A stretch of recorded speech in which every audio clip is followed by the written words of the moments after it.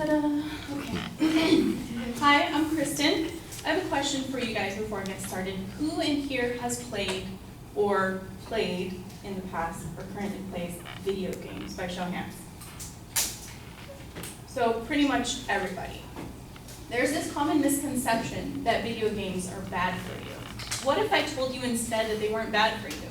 They could actually benefit you, especially as students and scholars. Today, I propose the claim that people who play video games are more mentally dexterous than those who don't play them. Fighting a cold, don't mind me. Now I will present the 3 improved skills which gamers have over non-gamers. The first is improved manual dexterity, in other words, hand-eye coordination or reaction time. The second is improved critical thinking skills, and the final one we'll focus on is cognitive processing or decision-making abilities. Now let's take the next few minutes to look at these a little bit more in depth. The first way gamers are more mentally dexterous is with their manual dexterity, in other words, reaction time or hand-eye coordination again. Games like Destiny, Evolve, Super Mario Brothers, these types of games present rapid on-screen stimuli. These stimuli present the gamer with a reaction-based opportunity. In other words, an enemy will charge at you or an obstacle presents itself, and you must react very quickly, otherwise it's game over. According to a study conducted by Duke University professor Greg Applebaum, gamers react faster than self-identified non-gamers when posed with a reaction-based test. In this study, 125 participants were shown a screen. On this screen, a circle of letters flashed for 1/10 of a second, so fairly quickly, excuse me. Then an arrow pointed to a location on the screen, and the participants were asked to determine which letter was taking up that location. Now, although memory decay was present in both groups, the study determined that reaction time was consistently faster in each interval for the gamers. Their reaction time was ranged from about 13 milliseconds to 2.5 seconds faster than non-gamers. Now that we've talked about the first point, manual dexterity, we'll move on to the critical thinking skills. According to Daphne Bevia, a brain and cognitive scientist at the University of Rochester, gamers perform better than non-gamers on certain types of tests like attention, speed, accuracy, vision, and multitasking tests. Some games help develop critical thinking through solving problems, resolving character conflict, or devising strategy. A few examples of these types of games are Minecraft, World of Warcraft, The Walking Dead game, and Portal. Now that we've discussed both manual dexterity and the critical thinking skills, let's move on to the final skill, which is decision-making abilities. Cognitive scientists from the University of Rochester have discovered playing action-based video games help people make more accurate and faster decisions than those who don't play them, meaning first-person shooters or RPGs, or role-playing games for those of us who don't know, and games that especially make you race against the clock, activate all 4 segments of your cerebrum, the big section of your brain on top. This section of the brain, the cerebrum, is responsible for cognitive processing, critical thinking, and reaction. According to the article, Brain Structures and Their Functions, the frontal lobe, this part up here, is associated with reasoning, movement, and problem solving. The parietal lobe, slightly behind it, is associated with perception of stimuli.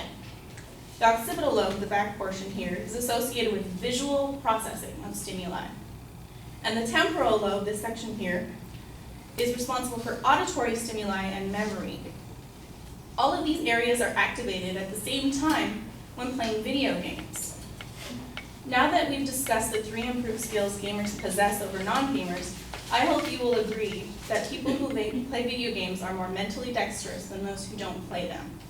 So this weekend, when you're busy studying and doing your homework like good little scholars, you'll be able to take a break and play some video games guilt-free and know you're just developing your mental dexterity.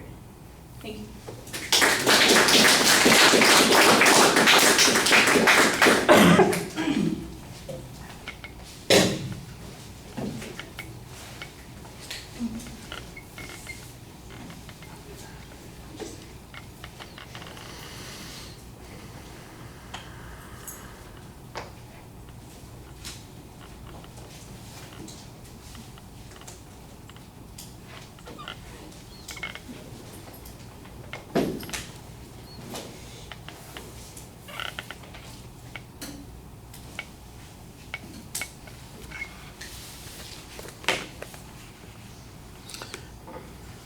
The audience survey is fine. It makes sense that a lot of people here would have played those games. You phrase it a little bit as a question at first, but then you finally do make a more clear declarative statement on the position that you're taking, which I think is necessary. The secondary points are laid out there, basically the benefits that you claim exist. So that's what your secondary points consist out, and you number them and talk about them in order very effectively, so there's not any trouble following the structure of the speech. All of that is solid.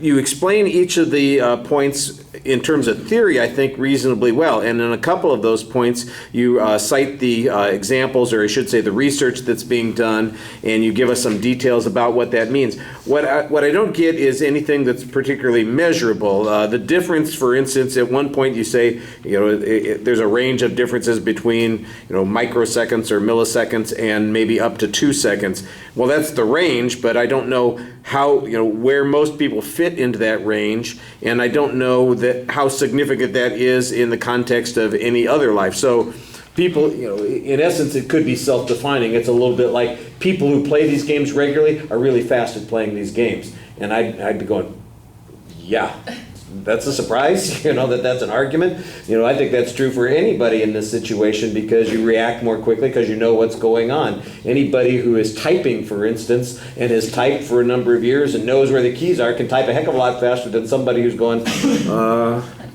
0, P, that kind of thing. So what's the advantage? How significant is it? And even if it's true, so why is that a good thing? And I think we need a little bit more data on that.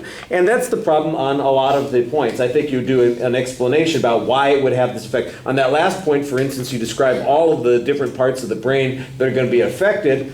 And I kept waiting for the follow-up information that shows that therefore we make better decisions. And I'm going, well, you say it affects the brain in these ways, it stimulates that, but where's the data that says that people make better decisions as a consequence? And how was that measured? What was the study that got us that outcome? And I didn't really hear anything like that. So I thought it was delivered very nicely. I think you've got a good argument to make here that there are advantages to playing video games. I just don't know how significant those advantages are and whether or not any of that is measurable. All right, thank you.